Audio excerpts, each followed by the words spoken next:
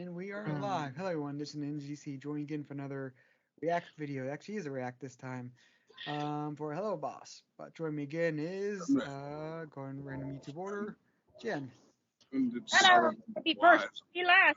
I may be out of ideas for a catchphrase.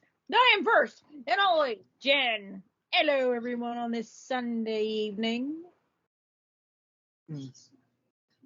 Mm-hmm. Alright, and then next up, Carlos. That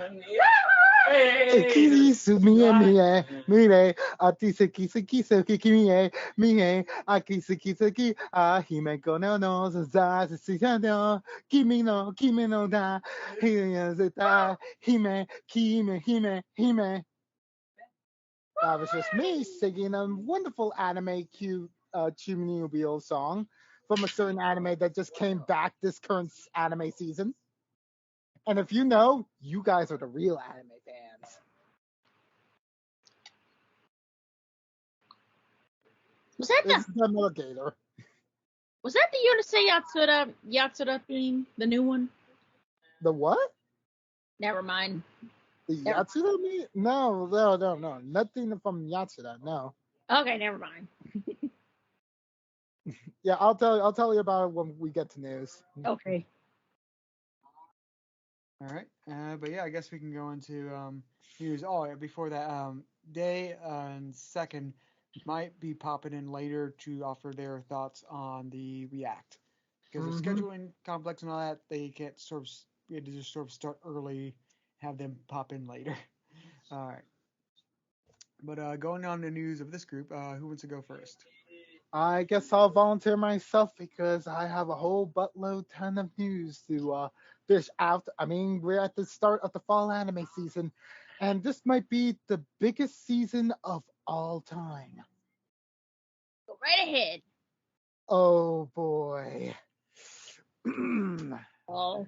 Let's begin with the biggest heavy hitters of the genre for shonen. First up, My Hero Academia Season 6 is out. The war arc is on. And it did not stop for any recap episode, so you could just jump in episode 1. So go in.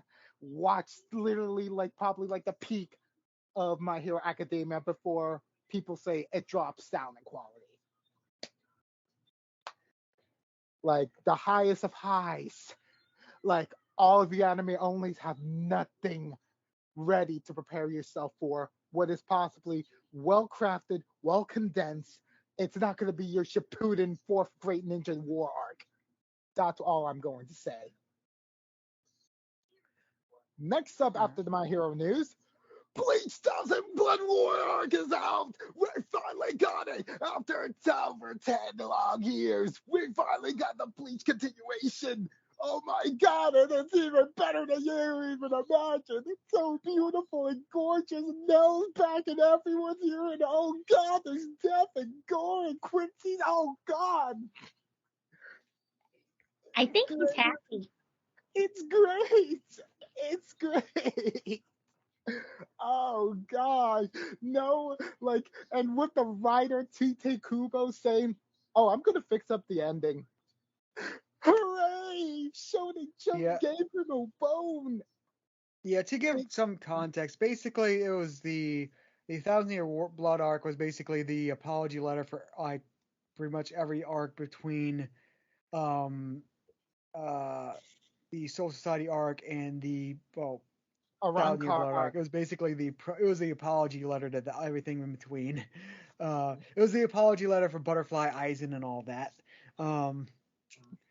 Yeah, it's a very good arc, and the only big issue was the ending was rushed, and it wasn't sort of we speculated it was rushed. No, it was very well stated that they're forcing them to end within so many chapters. It was very I don't know what kind of fallout he had with his publishers. I forget what's the name of that big Shonen Jump. Shonen Jump. Yeah, I don't know what kind of follow he had, but they gave him a hard deadline.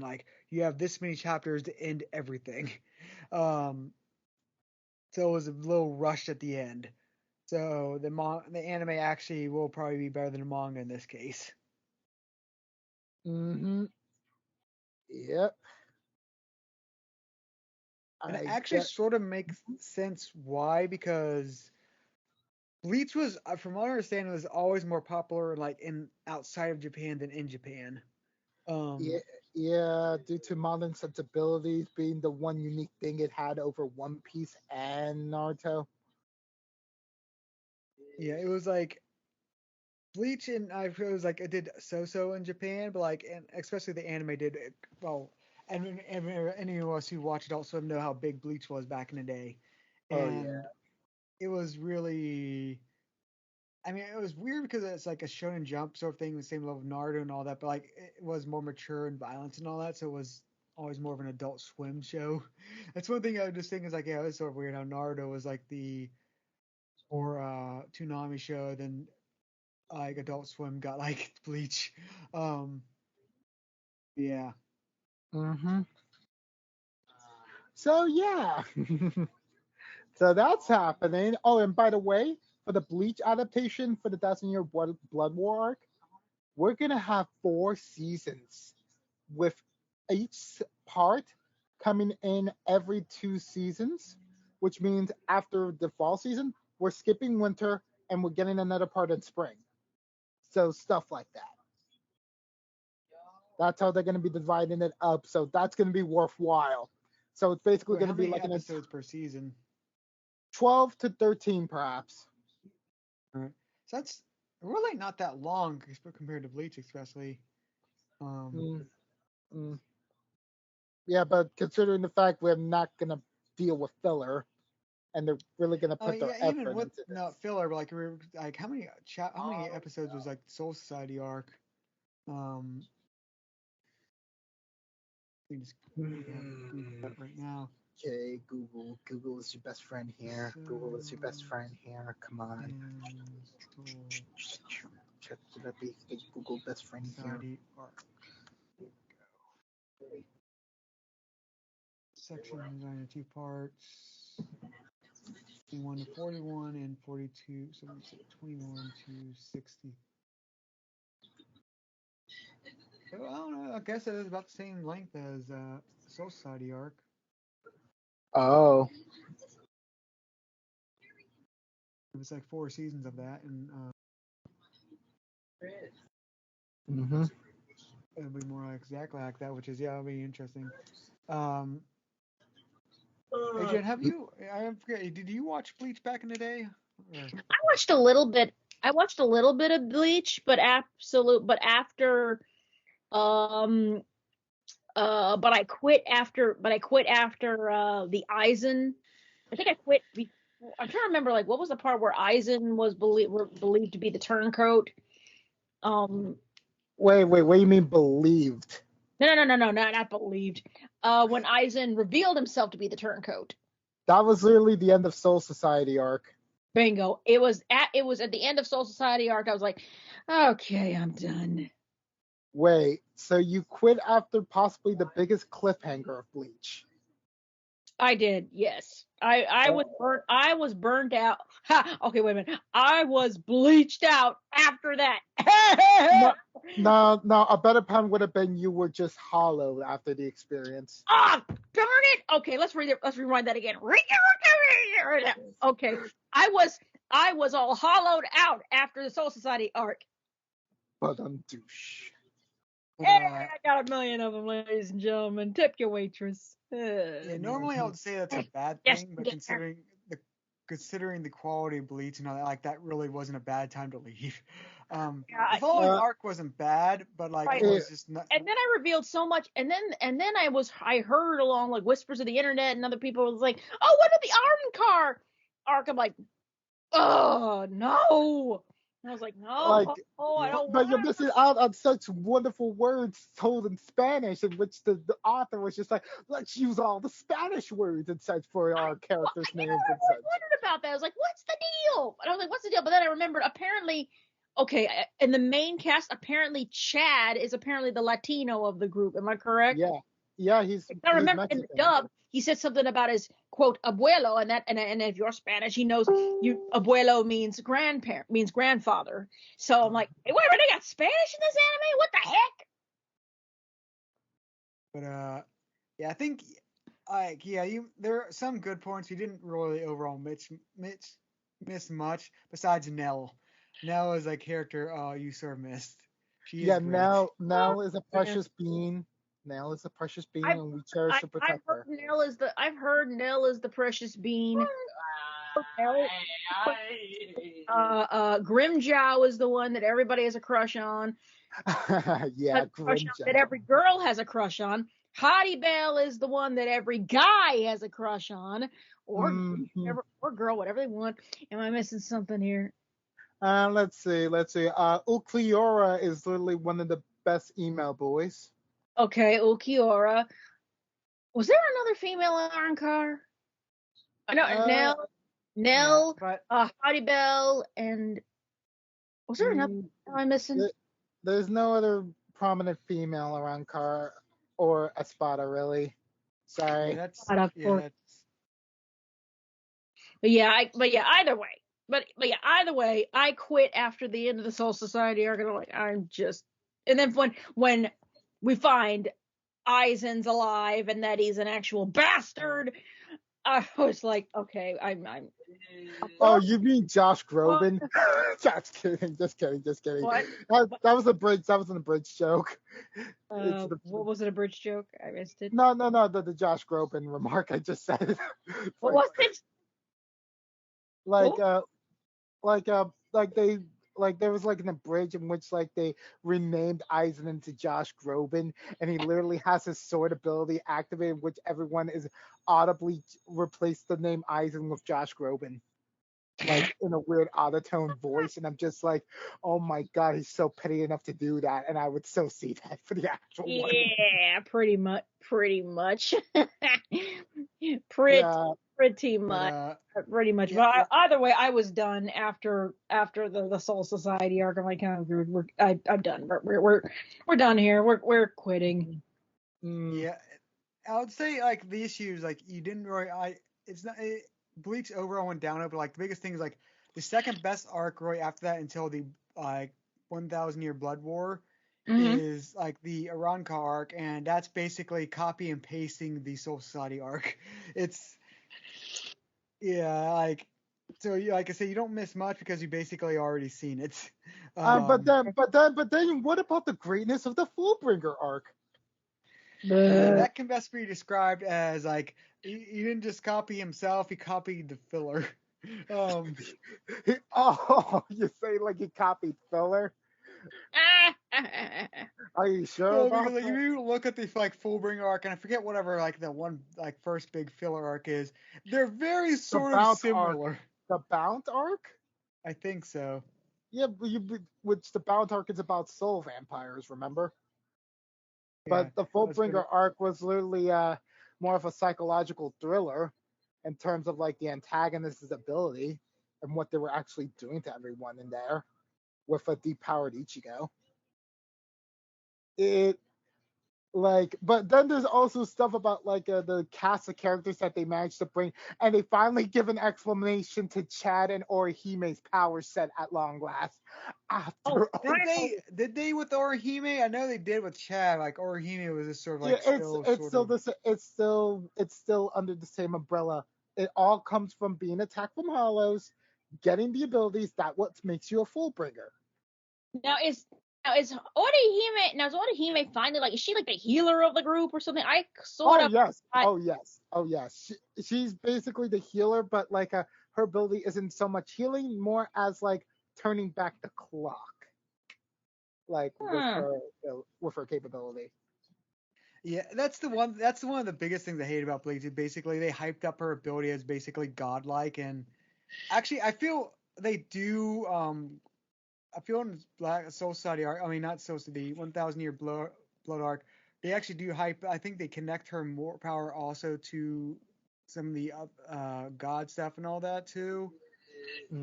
So it's because I know Chad was a full Fullbringer. Yeah, he was 100% that. Then I think it was like Orihime was that, but also got augmented by something else.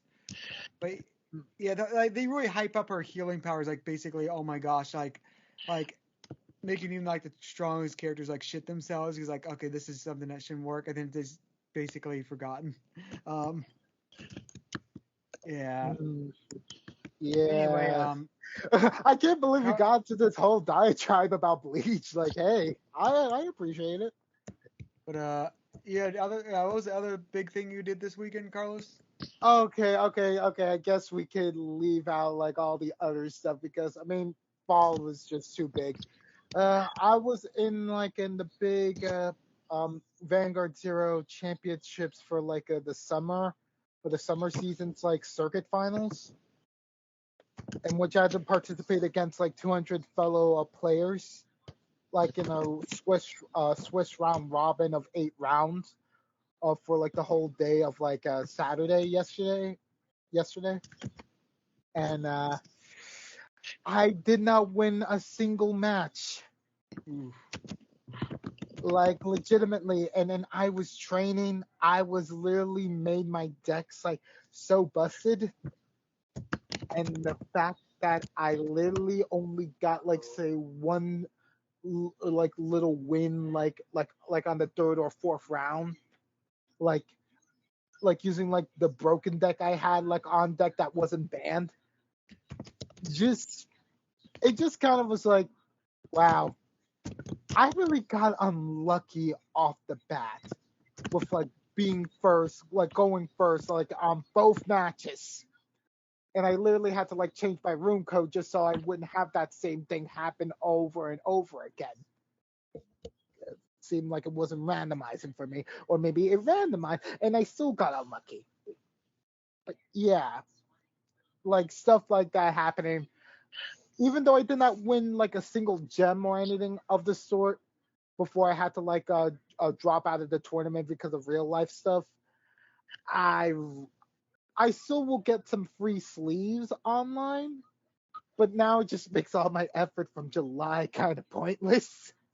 Like I seriously like set up everything, but then like even with like one of the broken decks, I kind of misplayed a bit. I messed up getting like one more like damage hit in, and then for my Fire Dragon deck, which I got to use more, it felt a bit slow just because like I was going first, which means either I would have to put like all my stuff out just so I could be able to like block out as much attacks as possible if they're going to multi attack me or anything like that. It it was rough. It was rough. Not to say it's gonna put me down when I'm gonna eventually try for like my team tournament again for Vanguard Zero, which we're gonna be continuing on for like the preliminaries, in which one of the people on my team basically got very good, got like into the top 20 of the tournament. Wasn't enough to get themselves into the top 8, but they were good enough to get into the top 20, and that says a lot about their fighting skills. And they were the ones that was actually teaching me how to play competitively like that. So he wasn't giving me any lies Oh wow. about. His name was Kisamat, by the way.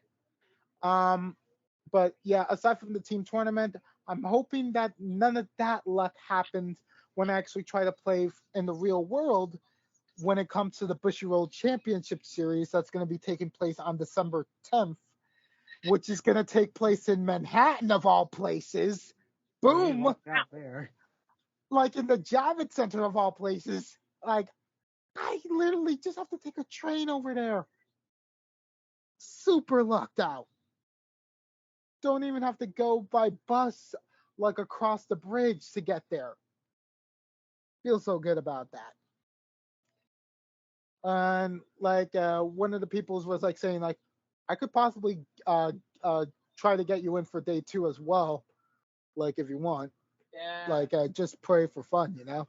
I could be like, okay, if I was available on Sunday, but I don't know about Sunday, considering like how things are. But Saturday for sure, I'm gonna try my hardest, but with like a super cheap deck. which I'm really gonna need a lot of help of like, okay, I'm missing one of the most expensive triple R's just because the triple R is just kind of insanely expensive, like being like $25 to get one copy of it. And it's usually run as like a 2 or 3 of.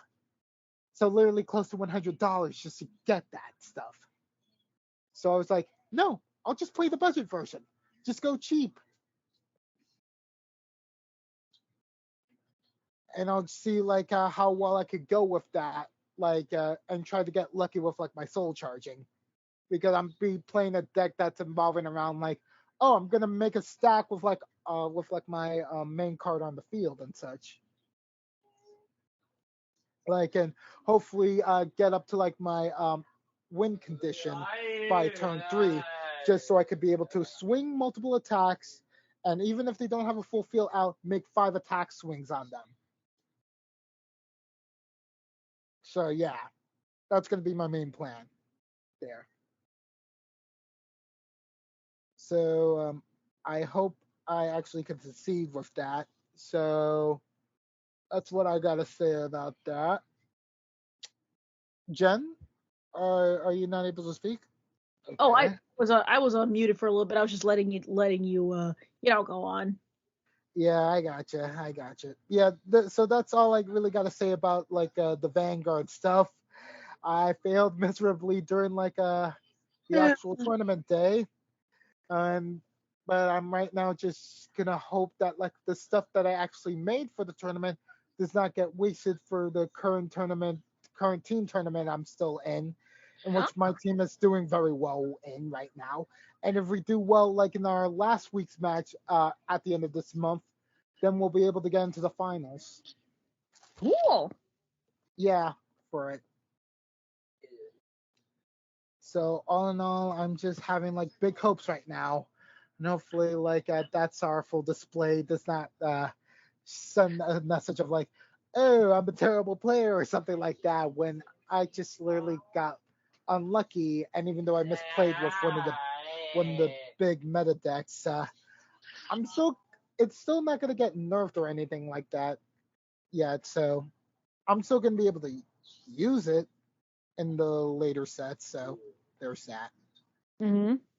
But yeah, I guess aside from that, are you sure you don't want me to talk about Chainsaw Man, Derek? I never said no. Yeah, because like I thought because like you wanted me to shift it over to the Vanguard stuff. I just wanted to make sure to cover that. Yeah, I gotcha. Yeah, so Chainsaw Man's out. Literally one of the biggest new things of Shonen Jump, which has been given the green light by Mappa to be like, put in everyone to make this literally the best anime adaptation possible. This thing is selling hotcakes in our manga company. We need its anime adaptation to be literally like the poster child of want and need and desire. With chainsaws. Oh yes, with chainsaws indeed. Oh wait, totally Chainsaw Man is definitely on my list. Is definitely on my list of things to watch. Mm-hmm. I detect the crazy thing is the weirdest thing is I detect footy vibes from Chainsaw Man. I don't know why.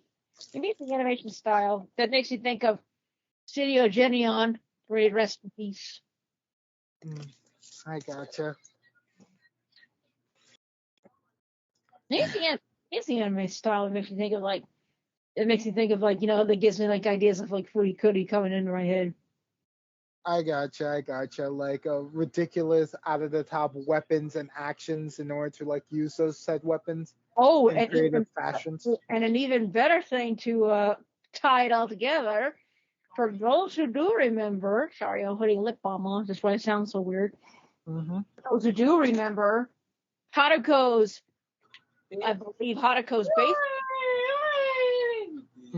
bass guitar, when she was getting ready to use it, had a little thing you pull, like with her chainsaws, you pull a little thing that turns the chainsaw on. Hatako's guitar had the same thing.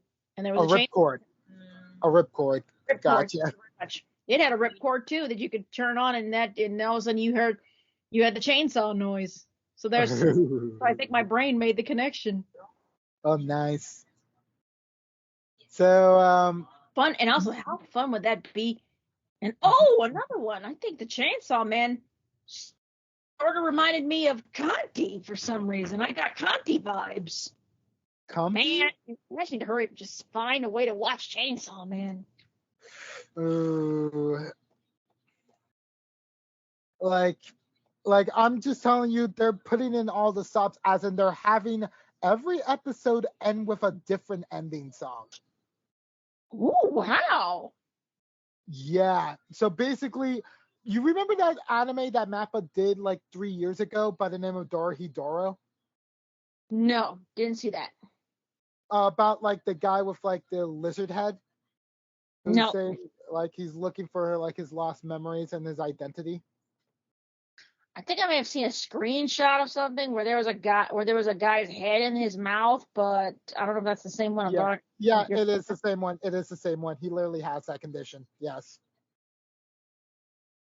Okay. The internet is a very scary and beautiful place. Yeah. But I was like, where's that from? And I was like, where the hell is that from? Or do we even want to know? You should probably watch it just so you'll be ready for the insanity of Chainsaw Man, because it kind of runs similarly. Okay, sounds like fun. Yeah. And I think like one last piece of news I should probably give for like in terms for like the anime stuff, just so we could be a bit more quicker, is like aside from like Spy X Family Part 2 being released, and also Aruma-kun Season 3 coming out. We also got Mob Psycho the final season 3 popping out. Heard of that? Yeah, and there's a bit of controversy, which I'm wondering if you're gonna report to that, like in news, Derek, about Mob Psycho Season 3's controversy. I think I already mentioned that, didn't I?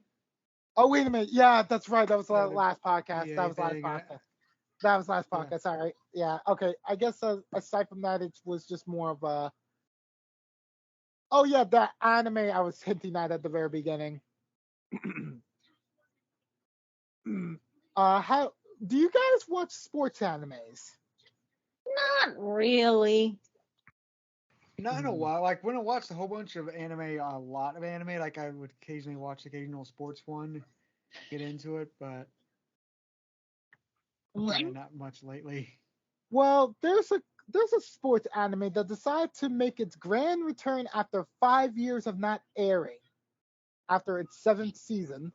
Okay, let me guess. Let me guess what it is. Is it the Slam Dunk anime? Incorrect. Okay, is it Free? That swimming boys anime, which involves a bunch of pretty boys and then speedos and crap. Is it Free? Incorrect. Ah! Is it oh, I know what it is. No. It is a sports anime, right? Yes, it is. Okay, I go. Ooh. I'm just gonna throw this out there because I've run out of ideas. Is it Princess 9? Nope. Ah! I can get it. I know I can. Looking through all the sports animes, aren't you? It's not Slam Dunk. It's not Free. It's not Princess 9. What other sports anime is there? Okay, I give up. What? It was Yoramushi Pedal. I have no idea what that is. It's an anime about competitive cycling. That's not the one where they have like horse heads on girls. No.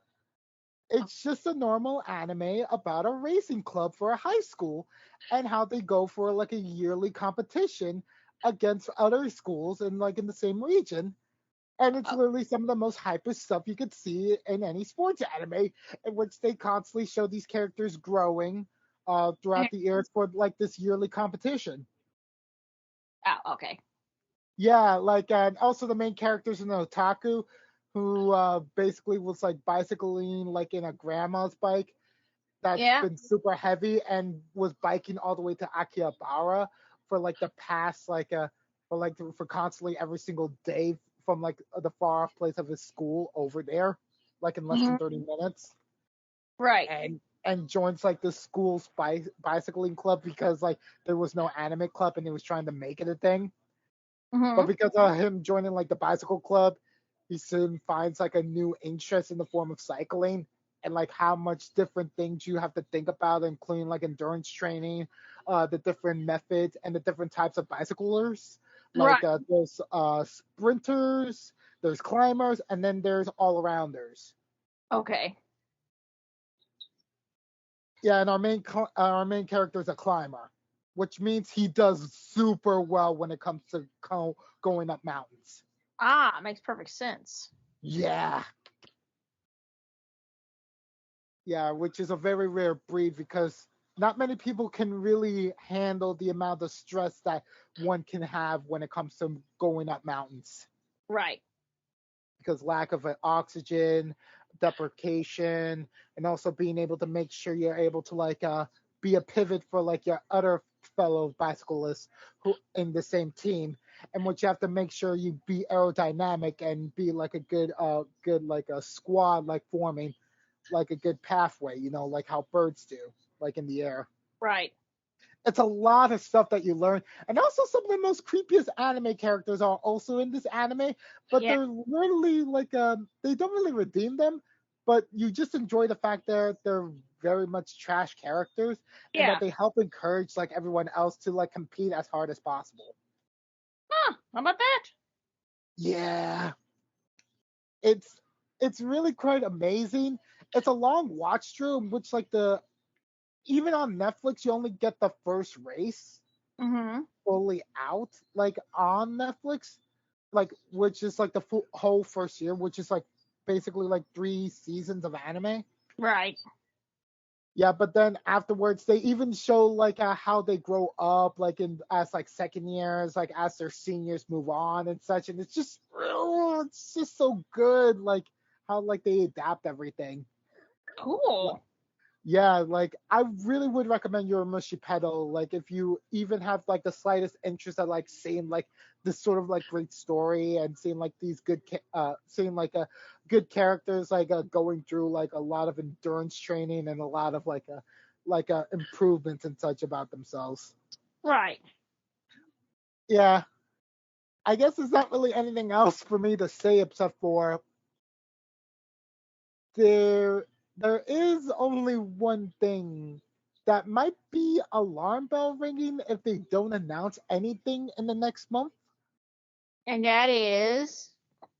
If Pokemon does not announce anything in the next month, this might be the end of the Pokemon anime journeys. Good deal. Like 25 years the anime's been running. They have not announced like the last season, the next season yet. Something tells me that they're working on something big. Not likely, considering the fact that their animation staff has been shrinking down for the past 2 years due to COVID and also less people coming in, and it's kind of affected the anime poorly in the fact that we had 4 recap episodes in the past 4 months. And even week-long breaks. What? You think they could be like winding down or something? It's kind of like a really poor to see. Like they don't really have many people working on the episodes as they would want them to be. And the fact that they have to have these breaks, considering the fact they're literally in one of the most important anime arcs of the entire series, since Ash is literally right now going up against the main champion of the entire Galar region, and also the #1 trainer in the world. Wow. It's really bad, and I fear that this rumor might be true if they don't announce anything in the next month, since that's when like Scarlet and Violet comes out. I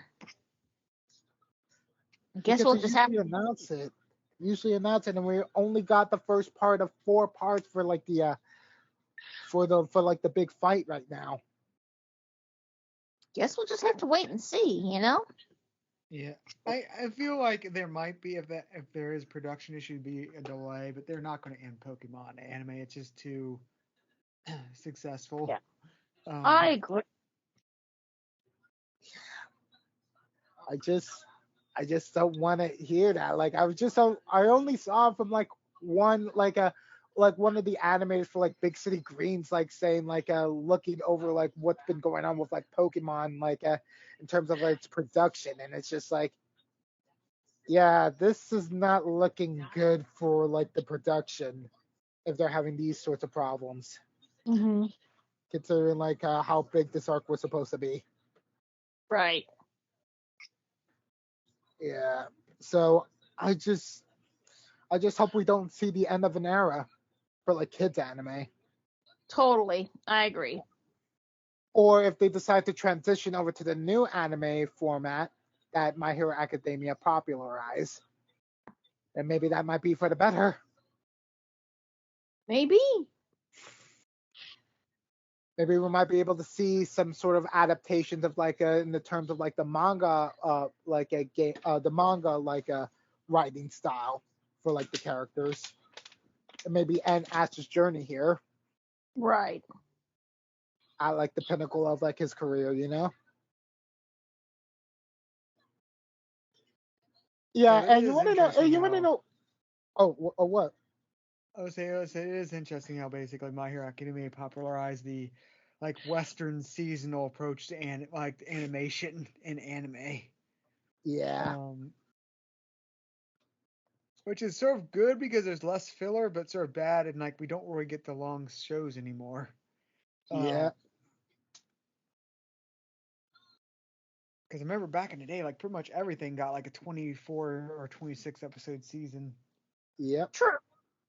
Those were the days. Those were the days in which everything was sure and confirmed. In my day, we got our seasons. They were consistent. Mm-hmm. Yeah, those were some good times, weren't they? Good times. Good times. All right. Oh, yeah, and like in during like the first episode of the finals, Dawn is the only girl from Ash's entire journey, aside from like the new one, Chloe, who decides to come in person for like his big final match. So, yeah, I'm sorry, Serena fans. Your big lover girl did not come in to see the man's big final match. I'm sorry, X and Y fans. I'm sorry, Sun and Moon fans, for Lily or any of those girls over there not coming in. I'm sorry, Gen 1 fan. No Misty coming in. Oh, they were. Oh, yeah. Yeah. Big apology from there. Yup. Oh, God. That probably hurt. Yeah. And as a Gen 1 watcher,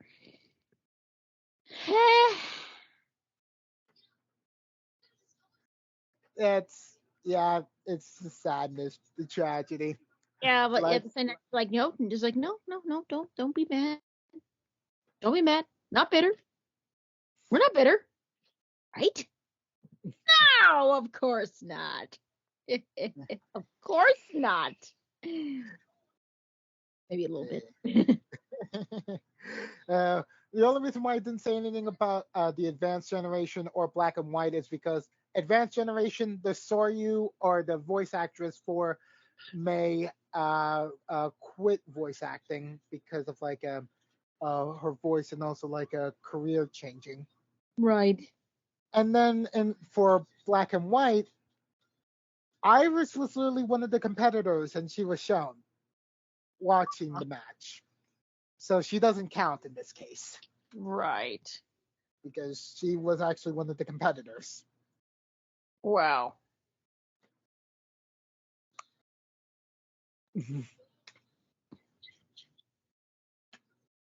So yeah, I guess that's really all I gotta say. Take the wheel, Derek. Take Alright. the bill. Just sort of sorry, we're not up to. I finished Edge Runners anime, which there was only one episode left when I between now and last react. So yeah, I seen that, and honestly, I can't say it's like I don't want to comfortably rank them in terms of like the trigger animes, but I would at least say it's probably a top 3 trigger anime. Um, yeah, it's really good and well, it will also really mess you up. Um, Oh dear. yeah, and then besides that, the only other anime I've been sort of catching up on is I pulled it up on here just to make sure I said it right. Call of the Night, which is sort of a slice of life vampire anime. Okay.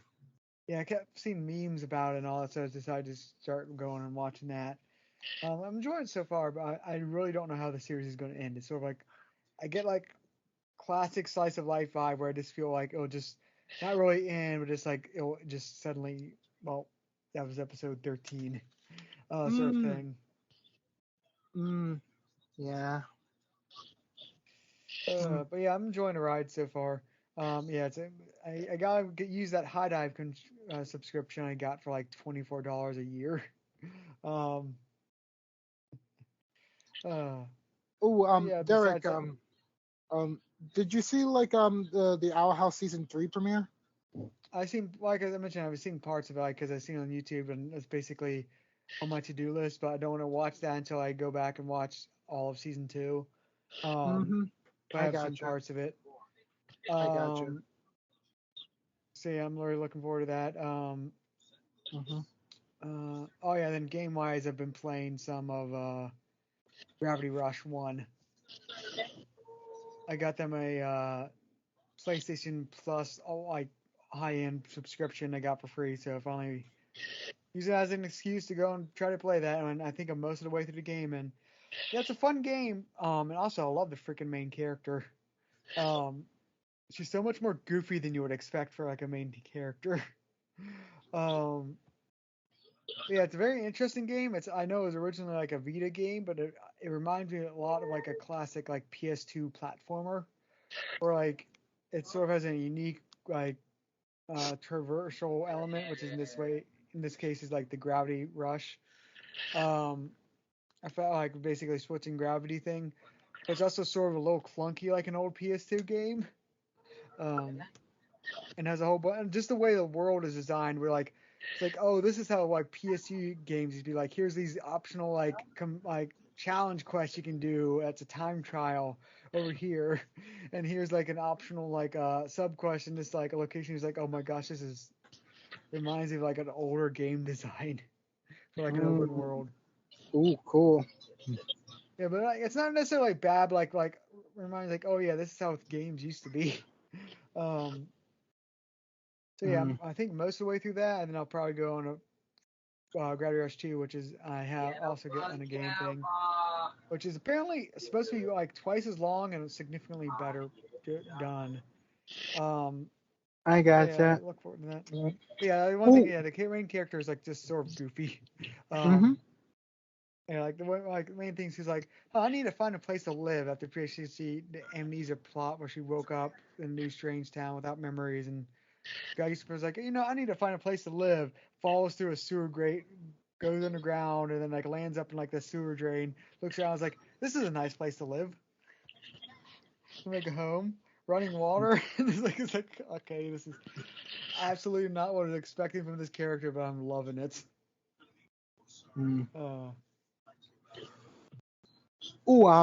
Derek, like, do you weren't you a fan of like a Tiger and Bunny? Yes. because I just remember I finished up watching the entirety of season 2 for Tiger and Bunny, which came out earlier this week. Did or? Yeah, it's actually finished, and I gotta say, Oh, damn! I I hope. haven't watched it. I didn't even know it happened. Yeah, it Definitely gonna be on my. happened. It happened, and I certainly hope the ending is a lot more how should I say this a lot more firmer about its implications, and hopefully we might be able to see a different arc afterwards, a different arc for the characters afterwards. It did just drop. I didn't even notice it did. It's well, that's definitely on my priority now. Thanks a lot for. Yeah, no problem, man. No problem, man. But Just yeah, gotta let you know about the Netflix I stuff. guess going to go on to news stuff to quickly go before we go to the React. Just sort of this is sort of more developing news we sort of heard about before. We got more details about it. Was the death of the Yu-Gi-Oh's creator? He was basically some people got stuck in a rip current, and someone was trying to rescue him, and then he tried to rescue the rescuer who got stuck or something like that, and he sort of died, and because he was scuba diving at the time when he noticed this, and that's sort of what caused him to die. He was trying to help in all that situation. Yeah, real sad. So, yeah, very unfortunate. Yep. But yeah, that was just more details came out about that because it was announced way back in the summer, but you didn't really know much about it. Yeah, having a mangaka basically give out his life for everyone else. It's just oh my god, he literally did write what he preached and believed. Kind of makes you think that. It kind of makes you think every single word he wrote is actually true, what he truly believed in. It's you gotta appreciate all of his stuff now a lot more. It's not gonna be anything like it. But it's also sort of like a Steve Irwin thing, where just sort of such a strange death that's just sort of hard to process at the same time. Yeah. Steve Irwin was a great man as well. Oh, totally. Yeah, rest in peace for him. But in the other news, I'm pretty sure a lot of you seen the Mario teaser trailer got finally released. Which basically the consensus is wow, Mario's voice does sound weird. For the few seconds we do hear it.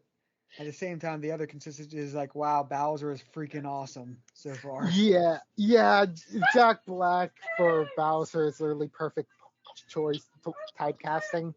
He was a protagonist in one franchise. We can easily have him be the most iconic video game antagonist now.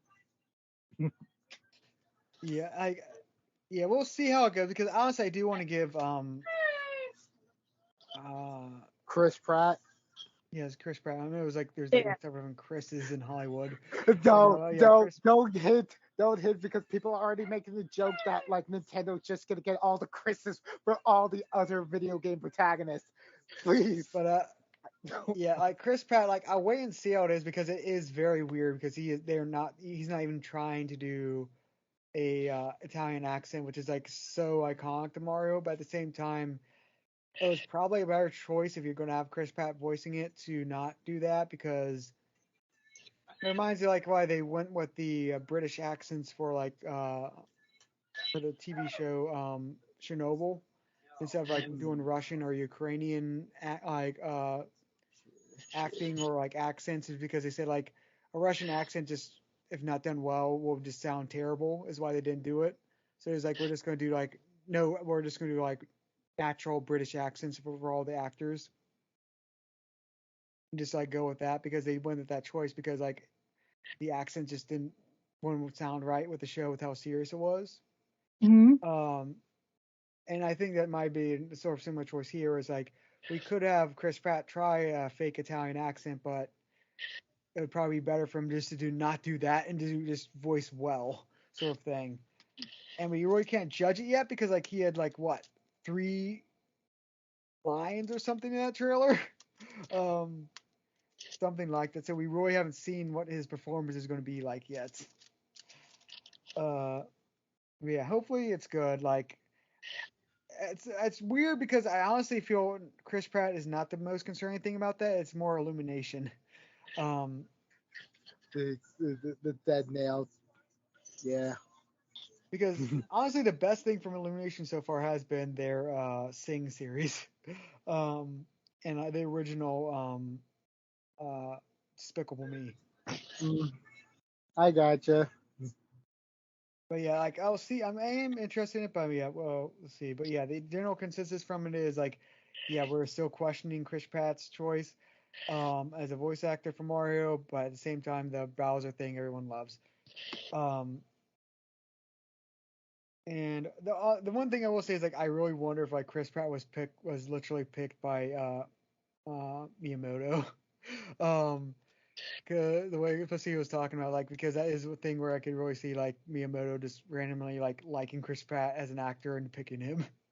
So yeah, I'm curious of that I'm curious how they picked Chris Pratt for this role. But yeah, and then on to other news. G4 that came back is now dead again. Yeah. You haven't heard about that.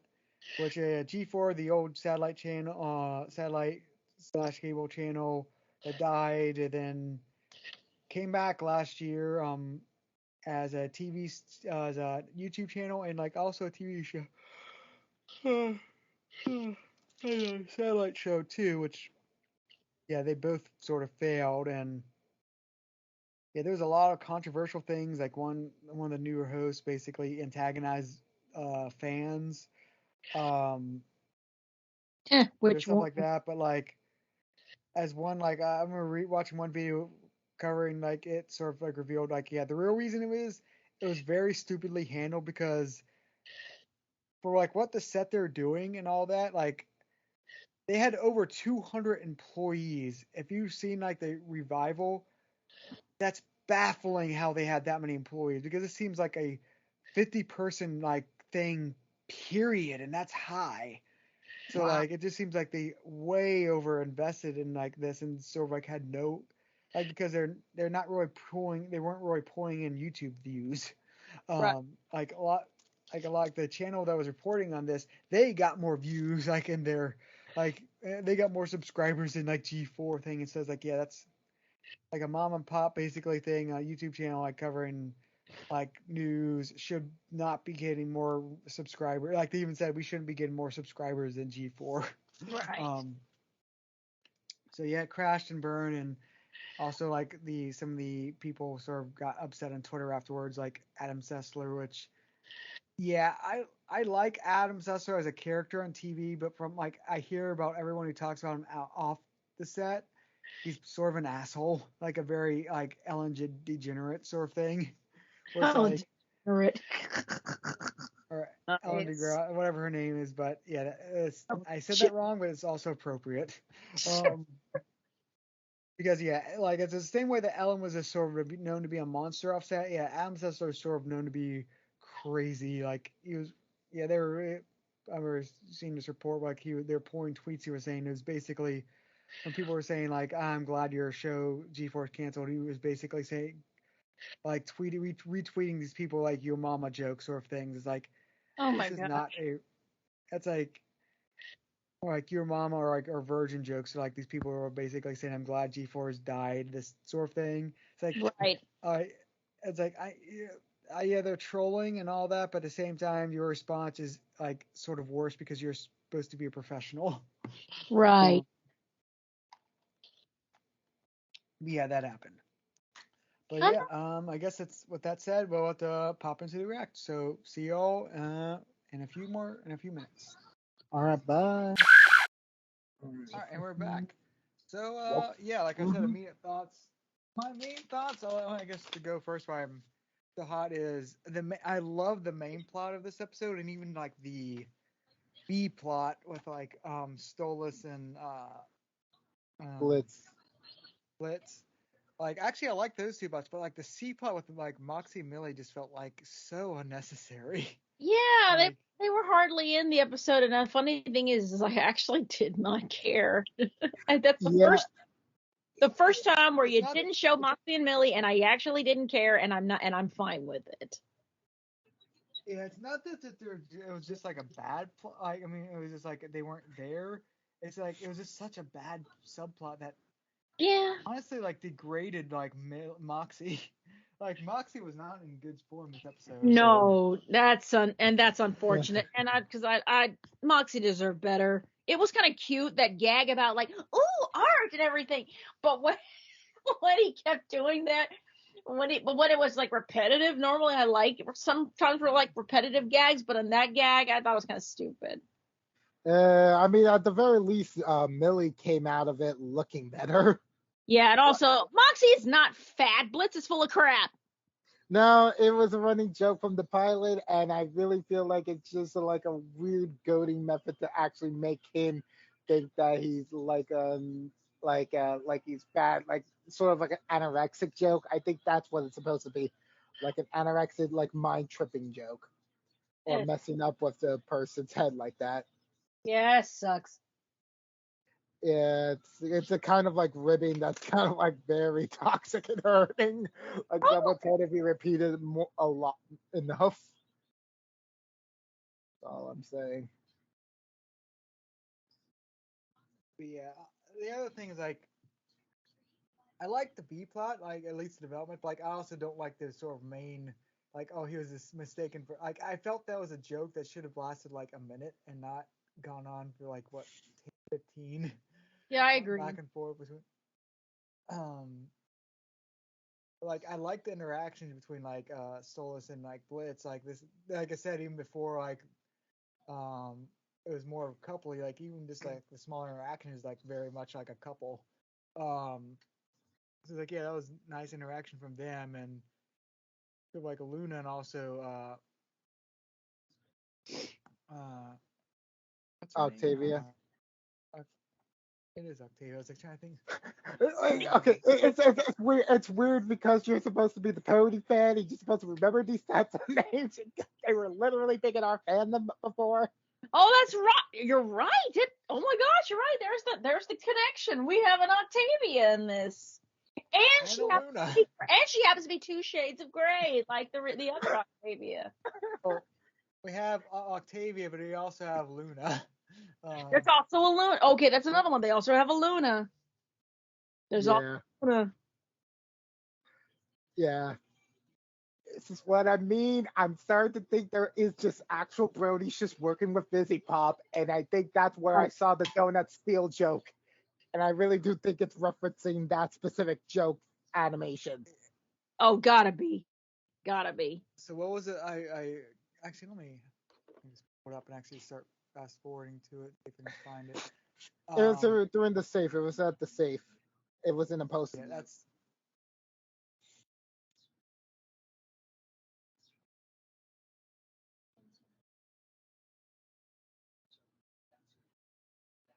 also one thing I just want to appreciate about this episode is this episode went hardcore like bashing LA and I loved it. Yeah. Yeah, Agreed. Like yeah. I you're mean, like you're despite the many stuff people could say about New York, dirty subways, litter spread across, giant rats up beyond the eye could see, Oh yeah. pigeons pooing on you, and such like that. LA is just worse. Yep. Like LA is just worse than that. Like for us, we could just say we're budget version of Tokyo, but for LA, they have no excuse. Yeah, point taken. but yeah, well the thing is like from what I understand is like New York got better. Um Eh. like from the 70s like into the 80s like it really cleaned up. Like I think that's when basically Giuliano I know is supposed to like he got a lot of criticism, but he's sort of known for helping turn around New York and also the Disneyification of like downtown. Like when Disney comes in, they expect cleanness and safety. Um, I think it was like yeah, I think like I know those two things are sort of known for helping clean up like I said, Giuliani just getting very strict on crime and all that, and Disney trying to bring business and all that and to Broadway area. I think that's where they really like that started transforming things around. But yeah, overall, New York helped that. And honestly, I would say 9/11 probably helped too because it helped unite people under something for a while. Yeah. Which is a weird thing to say, but like I feel like that sort of helped continue. New York is just sort of in a lot better state than it used to be, but LA has been bad. But from what I understand, like the pandemic really screwed LA up. Like, oh yeah. like I remember One seeing good like thing their it did like do, the one good thing it did do was it actually was for, I remember seeing a picture somebody took of the skyline when the pandemic was happening. The air was actually clear. I think that was one thing, and then also like gosh, what was the other thing about LA? Yeah, just like so many things that like popped up after LA and like all the like post pandemic, like just because a lot of the public services were cut, and like even though they started back up, they're less and dealing with all the crud that's built up. So like I think then there's like when trains go through LA, their entire trains are just robbed by package thieves. Like you can see like train lines are just covered with like opened Amazon boxes. And then San Francisco, from what I'm saying, ain't really much bad. Like is slightly more cleaner, but has a big homeless problem still too. Totally. But yeah, that was like it's not that they just went like they dunked on LA. They went hardcore, which I was like, wow. Like, yeah. I guess Busy Pop must have been like burned by a few Hollywood producers at this point at some point. No doubt. No doubt. Or just LA in general. Yeah, just being like, you know what? You don't even deserve respect for your industry. I'm gonna show the true ugly truth of it. You can't even strike me down because I'm independent, baby. Yeah, it's literally one of those times in which you have every right to say anything, however you can say it, and no one can stop you. It's beautiful.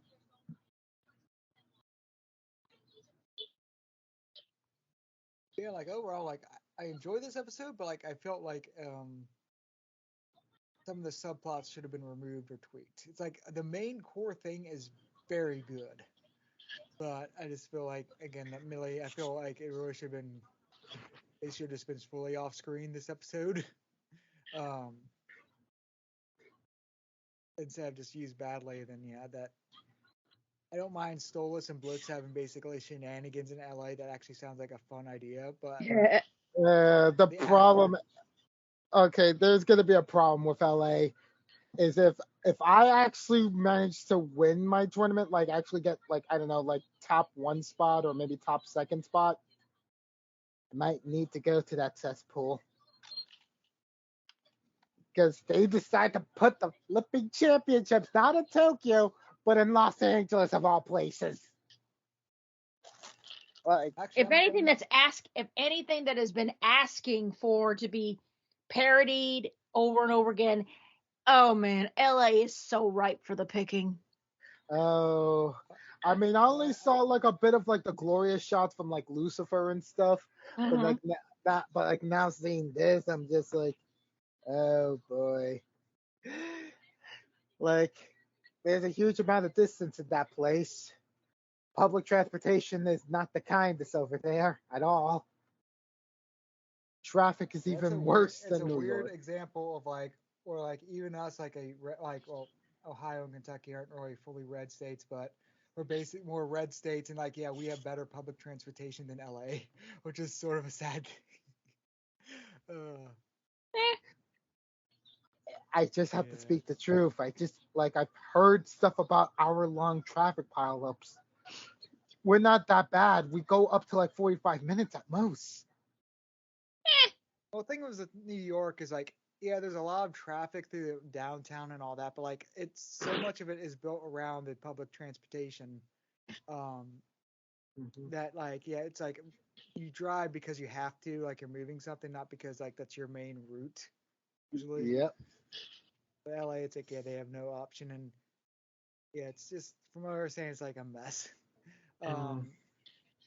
From like a what's the word I'm looking for? Like a construction period, because I've watched a few like random like uh city building like YouTube videos that popped up, and like yeah, LA is basically that's not good, not good at Mm, all. not good at all. Not good. So, Yeah, ironically, like he says you might be going to think like I'm actually might do in a vacation, like a weekend vacation to LA, just because I was going to go visit a theme park there, Knott's Berry Farm, which is not basically near Disneyland. Um, yeah, I was supposedly looking at it because I found out like surprisingly like tickets from Cincinnati to LA are actually rather cheap. Um, like round trip is about $300 or $400 depending on whatever the heck the gas price is at the time. Um, Fuel expenses is like wow, it's literally cheaper than flying like a 2 hour flight from here to Charlotte or something like that. I don't get the logic, but all right. mm, Eh. so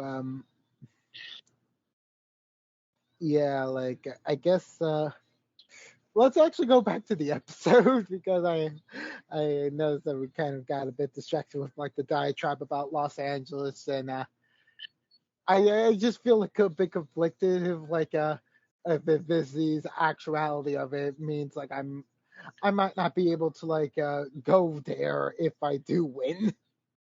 It's like a very big stretch for that. Which yeah, I just wanted to say like this episode like revitalized like how should I say this? People who like Luna for the design, they're no longer gonna be those types of fans anymore for the character now. We Nope. finally have an actual reason to like Luna now. How Thank about God. that? Thank God. We finally got to the point in which we can say that. Now we just need Millie to get along, and then boom, we got it. We got motivations for the female characters, all of them.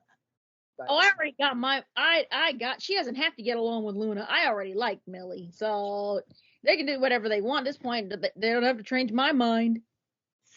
mm, no, I mean, like for Millie, I mean, she definitely got a bit of a rise from this episode, just alone of like her showing annoyance at over like her husband's annoying habits. Well, Like, that's viable, you know. That's understandable. So I do mhm. like the resolution of that, where she just kills the final artist and like I picks agree. him up and goes into I mean, Florida. that would you really call that guy an artist? He was having his pants sagged down as if he was from Alcatraz. They all. The problem is those with demos, they almost all do, and especially like in that area, they all do almost. Uh, That's the one thing oh, I never knew was a thing, but apparently was the um Because it's like a an mixtape. artist was just looking for the thing. It's a wannabe rapper mixtape CD thing. I don't know. it's like I wouldn't want to buy it from any of them just because you're not giving me a sample. Why should I buy something I can't hear it before buying it? True. Yeah, like Trying to get that money. that's just That how I feel about that stuff. that's their version of the hustle. That's their version of the hustle.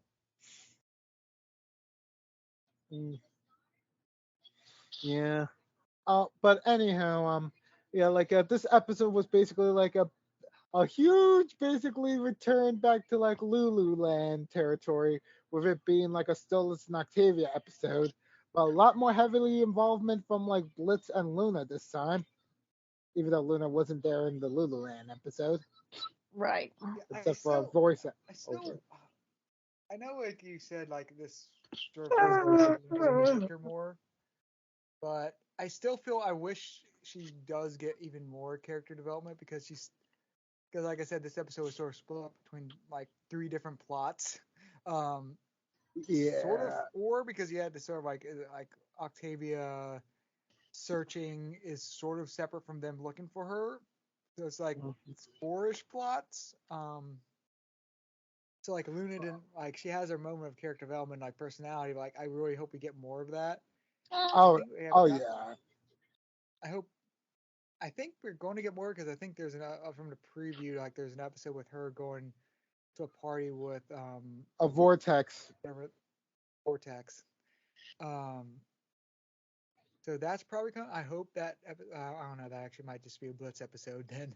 I've been thinking about that, but I mean, like it would just be the continuation of Spring Broken. This time, actually seeing like them actually try to maybe like resolve, quell those fears, or maybe those fears get exasperated to a point of controlling, which Luna has to be the one to completely snap him out of it, and not just have it just be like just something there.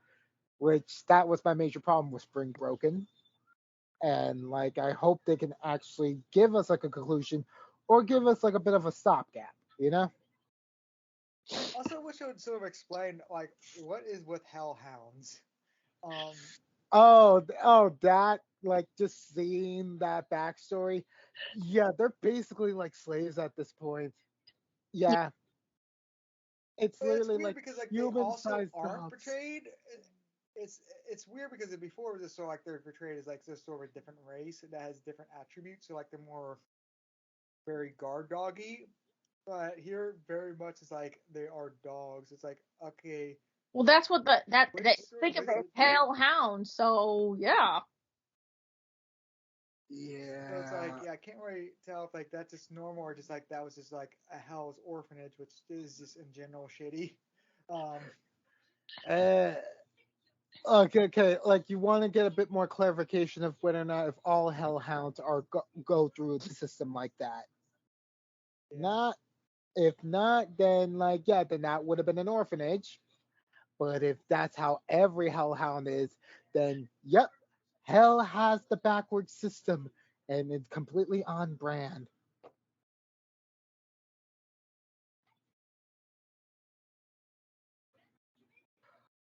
Let's just hope like that next episode actually showcases that, like with the Luna and Blitz conflict there. Yeah, we'll see that maybe. Who knows? If it is next episode. One other thing I noted about the episode is like, did anyone else notice that the animation seemed to not be as detailed as before? I didn't notice. Especially some of the walking animation felt more like flat, like when it's like older Flash animation, like when like walking across the street or something like that. It felt odd. It sort of stuck out because like other times, it felt.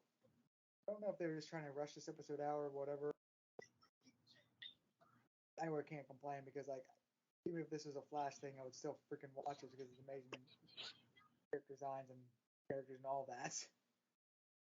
It just sort of like stood out to me because the show is visually better than like most network shows. Like an overwhelming majority of like network animations are not as good as this.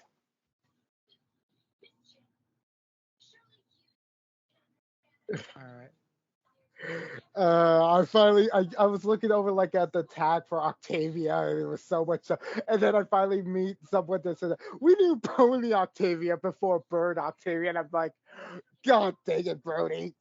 You're outing us out. You're outing us out. We can't handle any more backlash. We're currently now in the downtime of Gen 5. But yeah, another thing, like I said, I hope we get more Luna development, but also I really do hope they sort of play up that Luna and Octavia are friends thing. Yeah, and I hope they never go into the threshold of more than friends, because God dang it, fandom, no. Why are you even suggesting this? It's happening. It's happening as we speak. It's happening as we speak right now. They're I really too hope similar. they don't, just because it just sort of feels weird because their dads are dating. So it's like, that's. And it's also the fact that they feel much more better as sisters than the other thing. Seriously, they're too similar. They have the same sort of archetype, even if they express it differently with music or angst. Still, but that's it. All shippers need is an excuse. See, bullies need an excuse. Shippers need an excuse. There's the excuse. I think you're wrong though. Shippers don't need excuses. Oh, you're right. They make up their own anyway. Or they just blatantly say, I don't need it. I don't need an excuse. I'm going to do it anyway. Regardless, the ship is being built. The ship is being built. I can hear the little tip, tip, tip, tip, tip, tip, tip, tip, tip of like hammers, drills, power tools. The ship's being built. Wait, what's that crane? What's that crane in the backyard? Oh no, they're putting in heavy lumber. Oh, this is going to be a really nice ship. Oh, Jen. I got something for you. Oh dear, what? Look at this. Look at this tweet. Oh God, what is happening now? What is happening?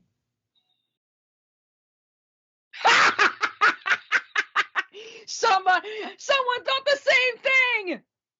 Now scroll down. Somebody thought the same thing. I came the same thing. That's what I was thinking. Like, it is freaking Darla Dimple.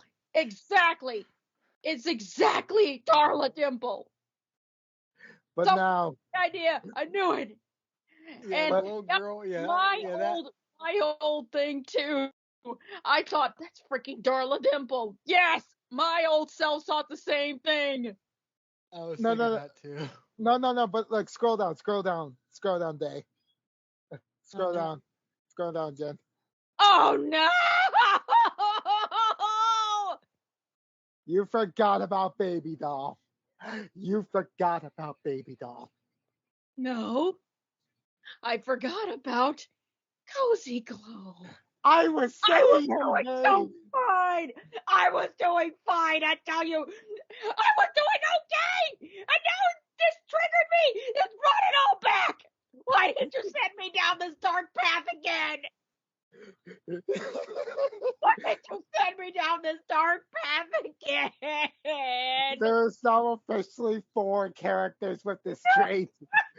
4 characters. Oh no. Well, looks like we are going to have room on the pyre for about 4 new entries for roasting. Great. So a Batman villain, a side character from a web series, the pony equivalent of like Kid Lucifer. Okay, this tweet is perfect. This tweet is perfect. This is getting out of hand now. There's 4 of them. Correct. This is getting way out of hand. This is way out of hand. This needs to stop. This needs to be burned down.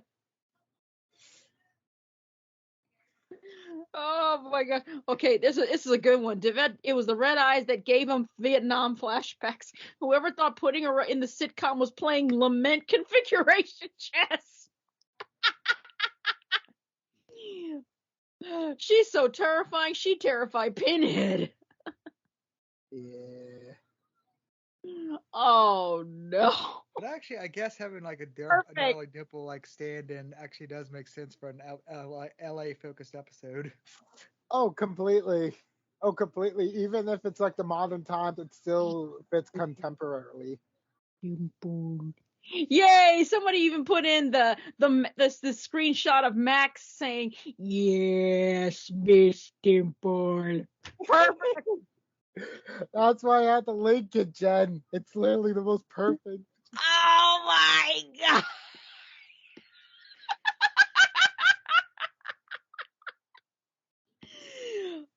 Okay, you know what, ladies and gentlemen, this is now S tier just because of this reference. This is now S tier. Hell of a boss episode. If I forget, please credit me on this. This is a S tier, all because of that freaking reference. This is S tier in my book. It's PTSD inducing and it's S tier at the same time because of that reference. I'm laughing and crying at the same time.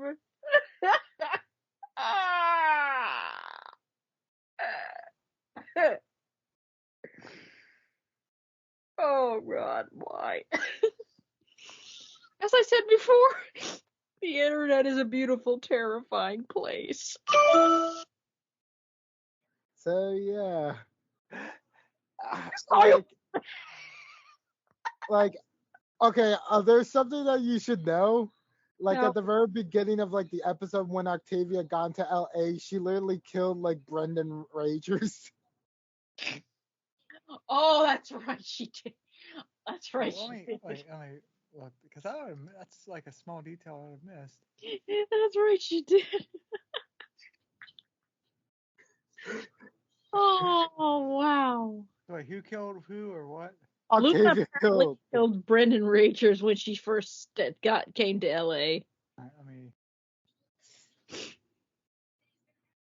me look, because that's one thing I would have missed. That would at least make it flow a little better.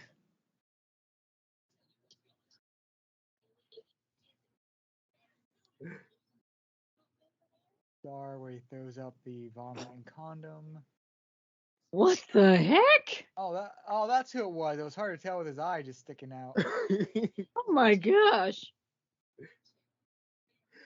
Yeah, like when you're first watching it, you're completely confused and out of it, just like Octavia, which makes complete sense, and it's perfect that the writers literally made it so that you wouldn't figure out until after the second watching or after you finish watching the episode for the first time.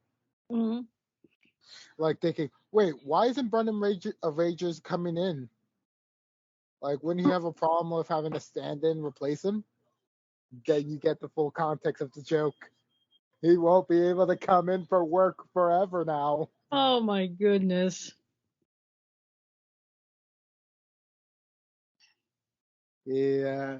It has really, like, I'm just gonna have to say this. Like, this episode, it's already my favorite of season 2. It's not even a contest right now. Like, it just has, like, a lot of the good aspects of, like, Lululand, but actually has the wishes and desires I wanted the show to actually tackle. The problem is it's just the messy middle. Well, that's the weird thing is, like, I would say, because we only had 2 episodes this season so far, but the way I like to say is, I think the first episode is just a better done episode, but I like this episode more. That makes sense. Yeah. No. That Like, makes complete sense. Because it felt like the last episode was more like art, like in terms of the art direction and terms of like the like storytelling and all that. Like it felt like a more, I had issues with that one. It felt a more complete thing, where this one had parts that were just sort of bad. What was good though, I felt was significantly more memorable than the previous episode. So it's like it's more flawed, but it's more enjoyable. Right. And the fact that Blitz is still getting kind of his butt kicked by Luna. Well.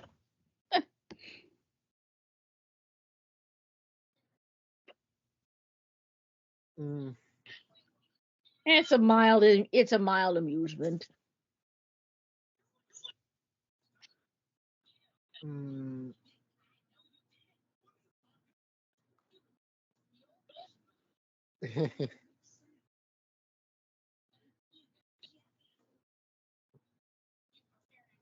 So, I guess, is there really nothing else to say about this episode? I can't really think of anything. Like, I mean, aside for the fact that I probably put it like a or B tier easily. Like, I mean, like you could put it as an S tier. For me, I'm just gonna be like, I'm very tempted just because of the final moment, but that was not the whole episode. But the flashback, those 2 moments together. You mean the beginning of the Luna Octavia ship, the Lunatavia, Octiluna, you mean? Octiluna, or the Lunatavia, whatever you're gonna call it, the beginnings of the ship.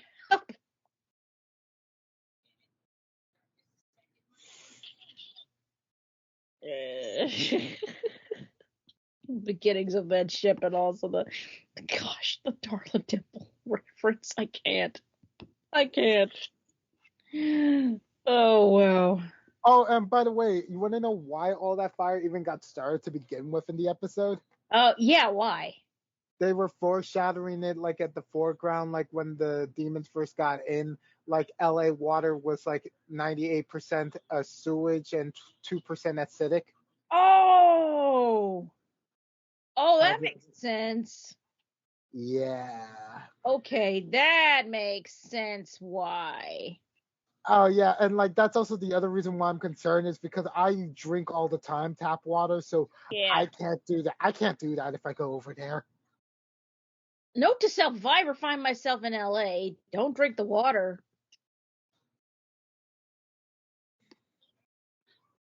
Like literally, I His just advice I'm definitely going to keep in mind if I do end up going. I just have to yeah, remember. I just have to remember. Yeah, just don't drink out of the tap water in LA. If you find yourself, if I find myself one, I'll just buy like bottled water. yeah. It should be used as like of like things to worry about when you travel to LA. Uh-huh. Okay, makes you think like that place is like the Wild Wild West, but for all the wrong reasons.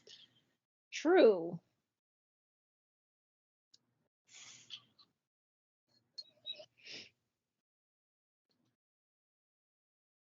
But I'm just like unsure like right now what else to say now. I think I've said all I needed to say, and I must be getting to sleep soon because it's already 11 o'clock. Yeah, I need to be heading out soon too because it's 11 and I need to get to work tomorrow. Yeah, me All too. right. Yeah, all right. Let's get ourselves to sleep. Yes. Unfortunately, no day or second here, so No. Oh well. Maybe next time. yeah. Hopefully, well, next time, which I don't know if we'll do I don't know if we want to do 2 reacts back to back, but yeah, the plan is to do G5 2 episodes at a time and react to that. I think that'll be the more Oh easier route to God. do and just spread it over like a season's length. Oh my God, I am not actually looking forward to it, and yet that feels bad for me because it's like, why Jet 5? Why have you not given me hope? just, I just want to actually feel excited about ponies again, but I don't know about G5 though. Yeah, Yeah. please change my mind, show. Please change my mind. Yeah, hopefully. But well, like I said, I don't know if we'll do the react 2 reacts in a row. I do like another different episode. Well, I'll figure it out. But yeah, until next time, see y'all. Night, everybody. Metal Gator signing out. And we're back. Yeah, sort of surprise continuation recording because Second is here to offer his thoughts on the episode. Possibly day 2, but she's tired, so might not be able to jump in. Mm-hmm. Okay, well, basically, first of all, I do have to suspect that despite Busy Pop's word that we really don't need the season 7 actual finale that has now had a status change to a fan special or whatever it was, I have to assume that episode did involve some sort of catharsis for Blitz, and I mean, that might be the No Shit Sherlock Award, but yeah, the fact that okay, first we pick up here with Stolas, and then we pick up with Blitz, and he's despite how we last saw him, he's fine, he's back at it. I have to assume that okay, if not some sort of reconciliation with the other characters, that whatever copyrighted song that whoever is blocking happened, and whatever he went through sobbing on the couch by himself there, like, did involve him reaching some kind of newfound resolve on where to go from here. So, at very least. So possibly looking forward to that. But okay, where we pick up now, and especially too, since Luna, this delves into his relationship with her, and we did have she was sort of the second to last pointed note we saw in season 7, last episode, part 1, that, okay, Blitz is not only going home to no partner, no romantic evening that worked out, his daughter is also saying, like, hey, I had better things to do than stick around where you are tonight. Just wanted to let you know that. But, here, though, okay, yeah, with, Blitz, going through the motions of standing up to her at the beginning, which is something else that might have been built up for in the last one. And then, everything that transpires from there. This episode in itself, like I thought the Spring Breakers one was, not everybody agreed with me there. Just one of those ones that does a really good job balancing all the characters, giving them all pretty fun things to do. Moxie and Millie are characters who ostensibly get the shaft in this episode, who are off to the side doing things, and they're really good this time around. They have that cute little terrible song about, wonderful terrible song about how they love each other like grotesque and revolting things, and I don't know, I guess they realize that, so far the track they've been on, like, Moxie and Millie are like 90% unironically sweet and cute for being demons. I guess they wanted to put at least a little bit of nasty in there, so that, the comment on how Moxie is one of those fans who should never ever go down an artist's alley at a convention. I think that pretty much sums it up. So they were really cute, really good, but it's only up from there. Blitz and Stolas, the fact that they're developing their relationship in this episode, and something else I might be cautiously optimistic about the missing episode filling the gap on, that, Blitz seems to be back to a less resistant note towards Stolas than he was before. Stolas makes him kind of blush at some point, kind of get wide-eyed at some point. I think the intention was with how handsome his human form is, and whatnot, and then the fact that Stolas is still the only one who laughs at Blitz's dark comedy that doesn't actually have very much comedy in it. That's pretty adorable. So Helluva Boss. It plays with a lot of flavors, a lot of synchronicity of nasty and horrible, and yet somehow at the same time harmless and fun. And this is sort of that, what's the calibration on this one? Where, like, you, like, it's unironically horrible, but just at that point where it's not so much that you take it seriously, like the killing people and stuff, like, oh, they're demons. They know that their existence doesn't end when they kill them, so that changes the rules a bit. A lot of fun with that. And though where I think this episode is a high tier, like a high tier, everybody gets a little piece of the pie kind of episode, is with Luna and, Octavia, because, their conversation, like, I have to admit, at first, I thought it was a little bit of an, you have to read it emotionally, like this character who wouldn't normally opening up to this character who could really use it right now. The things that Luna said, like, seemed maybe one step above sort of placeholder dialogue, but then I read a lot of comments, like, saying, as someone who does not have a perfect relationship with my dad, I really, really appreciated this. I went back and through that lens, because, love my dad, don't get me wrong, but I know a lot of people, relationships, period, are never easy, and, through the many variations on that, odds are some of them are going to go wrong with a dad. So, you've seen a few things.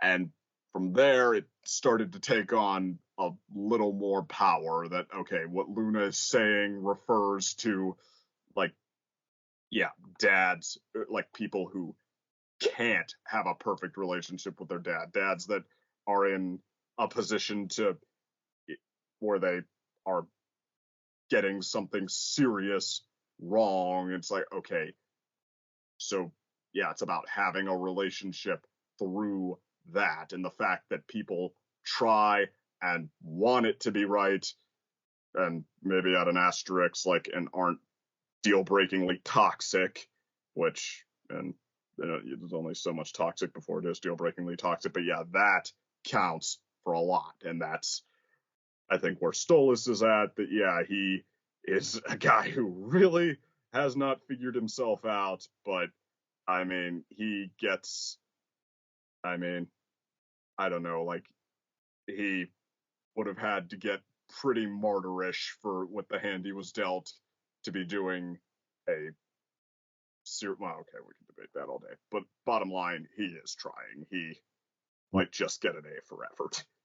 And the fact that Octavia, as a side note, the fact that she, despite being a kid and despite, not perfectly being able to read between the lines, she is no dumbbell, that her outlook on it is not, my daddy doesn't love me. It's that her harshest judgment at that is that her dad hates her mom more than he loves her, which is not entirely unreasonable for how much that note dominates the dynamic in their house.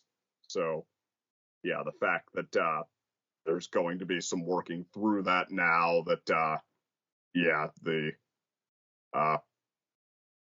what do you call it?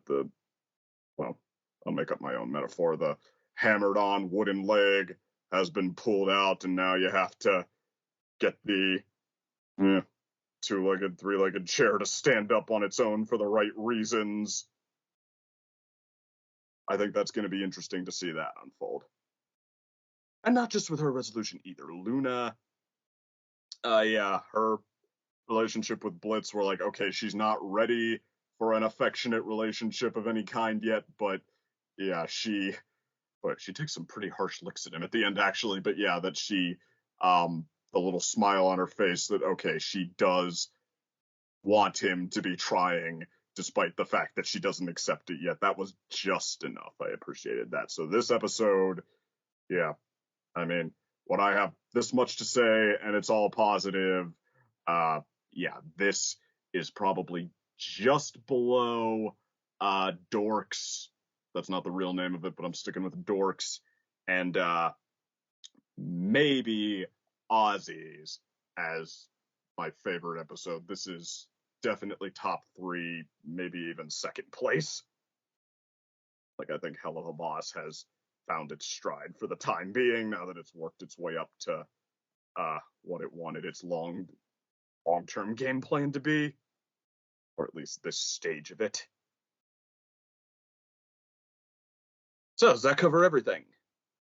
Yeah, just to give you sort of, I wanted to let you go on before saying what we said, to give you a wrap up.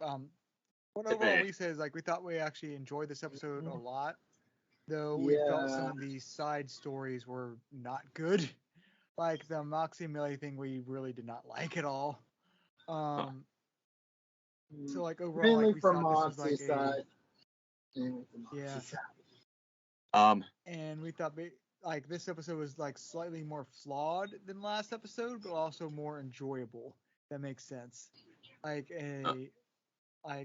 at least that's how I framed it. Is like, last episode was, like, better structured as, like, a episode, but, like, what was actually here was better. Like, the highs of this episode were very high. Yeah. I guess it doesn't take a genius to see that my take is more positive than that. I would have said that it was about, and granted, I'm trying to call back the last episode on the fly here, with Stolas. It was a circus. What? The circus. Yeah, the flashback to the circus. I would have said that it was about as well structured, no less, no more.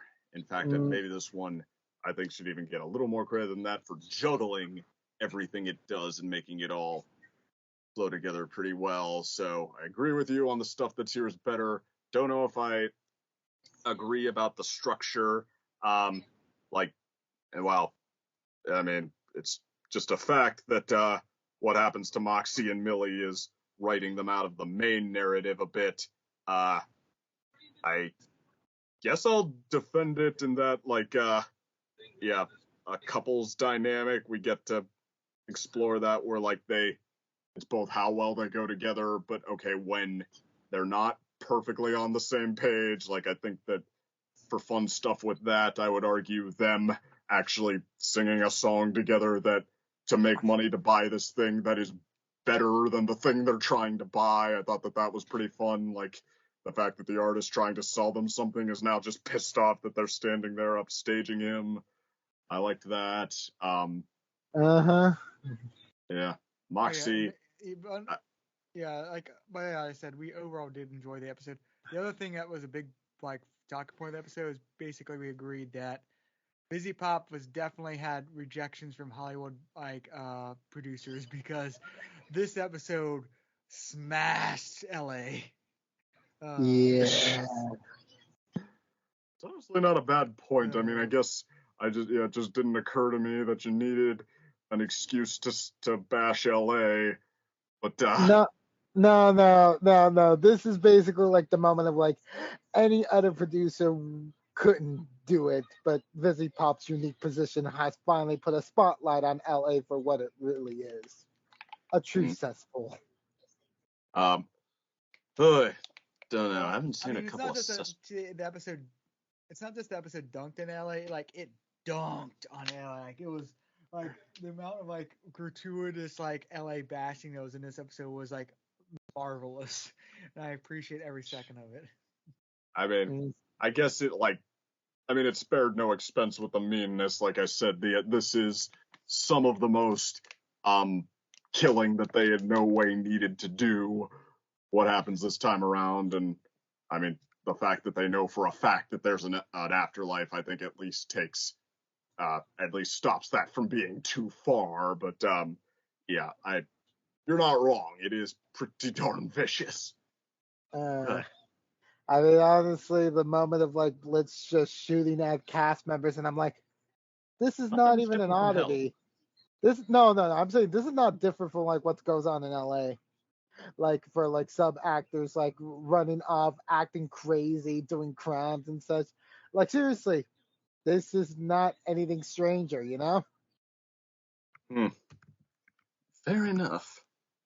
And then also the whole thing about the water just makes me sick to my stomach since I'm a constant tap water drinker since my city tends to have really good tap water. Couldn't imagine going to a city with bad tap water in my life.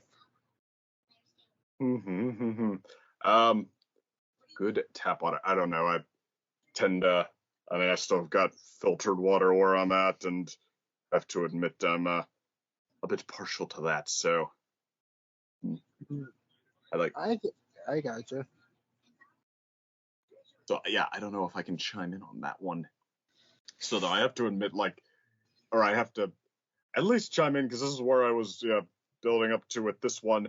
How did this become the too far point with Moxie? I thought it's more of just Moxie was really kind of showing himself to be a defender of artists' rights, and it was just maybe we wasn't really on board, even though I could sympathize with him and his plight. I just was yeah, this is not a highlight episode for him. But I'm just oh my god, we get some Millie disagreement, or Millie not agreeing or being annoyed with her husband with one of the habits he does. I'm ooh, we see some nice little compromise, or downright I'm just gonna shut you down before you continue doing any of this. Mister, and then they don't even take his collection of artwork with him. I know, and it's the vibe I got with this, which I feel the joke they're trying to go for, but they didn't sort of plant the seed enough for it was like I feel they were trying to go like a gender swap of like the husband and wife go out and the wife gets like stuck shopping and like, oh, let me look at this sort of thing. Like with Moxie being in that role, I feel that was sort of what it was going for, like making fun of that, especially how it ended and really just sort of like literally ending the last artist and sitting like picking him up and like in her arms and walking through the portal. So I feel that was sort of the joke they're going for, but like I feel like the way they handle with like, oh, the artist and all that, like it just felt odd. I don't know, because I mean, it, like, it felt like going to a con without there being a con. That's honestly is the problem. Like if there I was a mean, convention, that would have been different. yeah, I mean, I don't know. I feel like, having, boy, well, yeah, having been like the original anti-SJW when I was 8, and then having my opinion changed a lot over time. I mean, I think the whole like, oh, reversals and that the women are right about the things, or the women are right in the way the men claim they're right, or they're sensible about it, just the pure reverse, I guess. I think we're moving away from that now, and I think so far from what I've seen from Busy Pop, I've gotten the sense that she's very much on that train, that like, yeah, that we're moving more towards a, I mean, granted, still that like, yeah, outdated gender crap is outdated gender crap, but I mean, it seems like we get more of like the, yeah, these relationships, a bunch of flawed people stumbling through the three-ring circus that is life kind of way of seeing it. Like, I don't know, I think Millie is the only character who really hasn't shown a major flaw so far, and even her, the fact that she's okay with Blitz being in their fridge, like it, and that she's very much a part of the everybody doing the finger in the open mouth gag at the two of them, like, it's not far away. Like, I basically just took it that, yeah,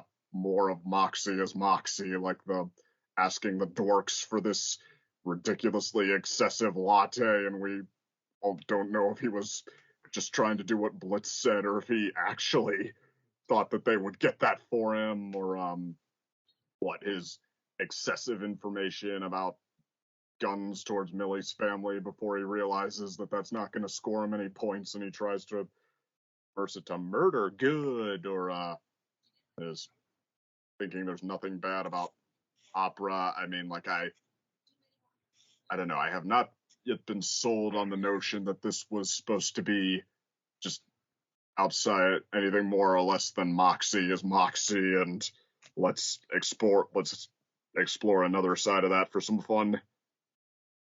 I mean, yeah, it's just mainly dunking on him. That's really it. Yeah, I mean, granted, it's it's cranking that dial up a bit, I will give you. He is like, this artist put their heart and their soul in the, I mean, it, like, he is very much supposed to be wrong this time around. It's not one of his episodes where he's, fussy, quote Millie, but he's also kind of right. Like what the murder family in the first episode, the joke in that part of the joke in that episode is that Moxie is kind of right, even though it completely, yeah, tears his vision for how this should be done to shreds.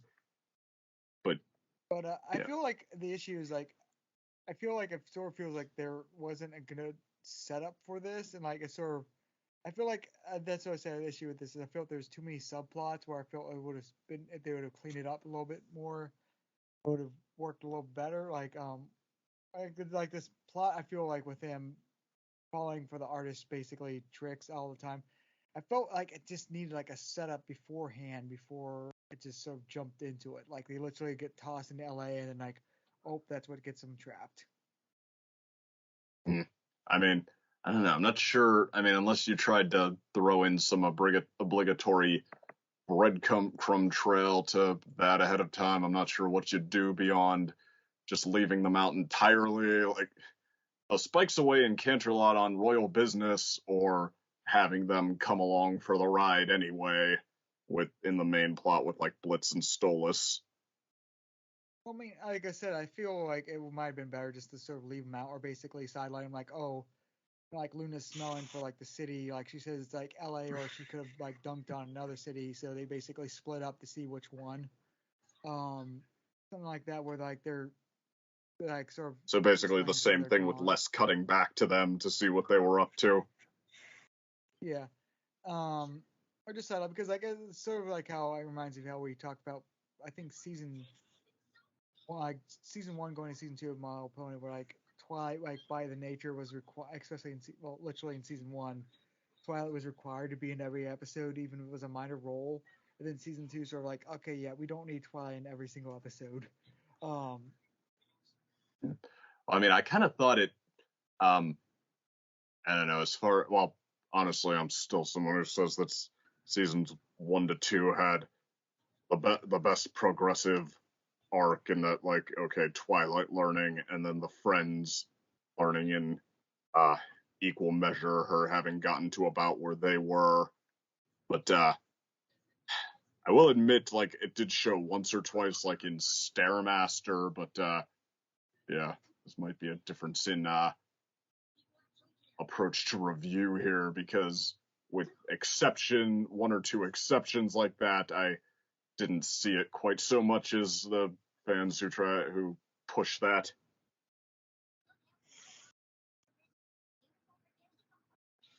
Yeah. I said I need to be heading off at least. So, any other final thoughts? Well, how about, since we have a ranking on record, where would you guys put this one in regards to your favorites, or at very least its letter grade? I put some criticisms on this thing. Number 2. So you criticize it, but it's your overall second place nevertheless? Yeah, it's like, I'm just telling you straight up, it was Luna development. Needed that badly. That was how much I needed it badly, and it was amazing. And sistership between her and Octavia. Oh, so good. So good. Everything felt right in that moment. Everything felt right. It's like, okay, you appreciate the character for her design. Now you can appreciate the character for her being her. And her trying to do something new with Blitz at the end. Like trying to do like a bit of like a budding, like blunt hitting, like the father trope, you know? Like, I'm not here for affection. I'm just here doing the tsundere ray.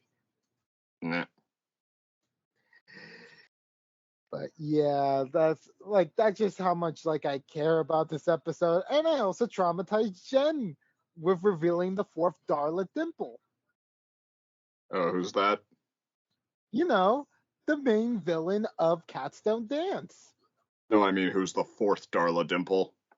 Oh, the actress, like in the episode, the little girl character with like the hair from the 40s. Oh, wait, doesn't Blitz get nasty instead of her, though? No. The joke is like you see her eyes flash red, like in a single frame, and it's like, you coy little. Oh, but then Blitz reveals like, oh, she does coke in the back. It's like, yeah, she has some demons hidden behind her young visage, like the girl. Okay, yeah, I have to admit, taking it up to that would be pretty funny. Yeah, like basically I showed her a tweet like showcasing like the characters, and it's like, and I reminded her of Cozy Glow, and it's just like, oh boy, you're getting that Cozy Glow revealing again. Yeah. Yeah, I need to be heading off, so see you all next time. See ya.